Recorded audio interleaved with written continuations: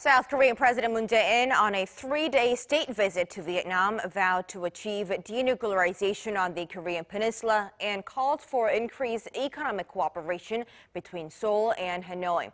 Our Moon Gun-young traveling with the president files this report.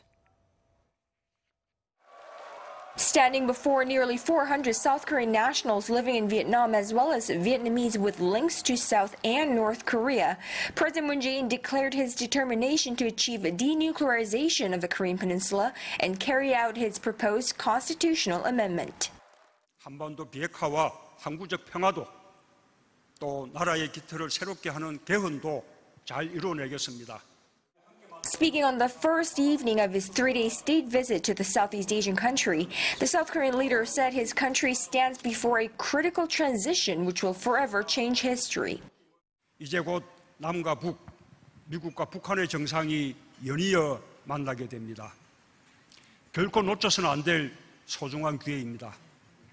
과정도 조심스럽고 결과도 낙관하기 어렵지만 저는 대한민국의 저력을 믿습니다.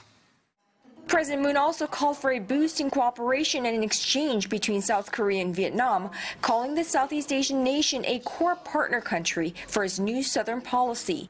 It's an initiative aimed at better connecting South Korea to Southeast Asia and expand the economic clout of Asia's fourth largest economy in the region, home to more than 500 million people.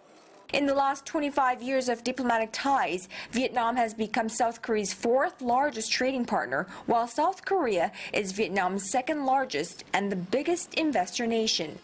The South Korean leader arrived in Hanoi Thursday afternoon and is set to hold a bilateral summit with Vietnamese President Trần Đại Quang and meet with top Vietnamese officials, including the General Secretary of the Communist Party of Vietnam, the Prime Minister, as well as the Chairwoman of Vietnam's National Assembly on Friday.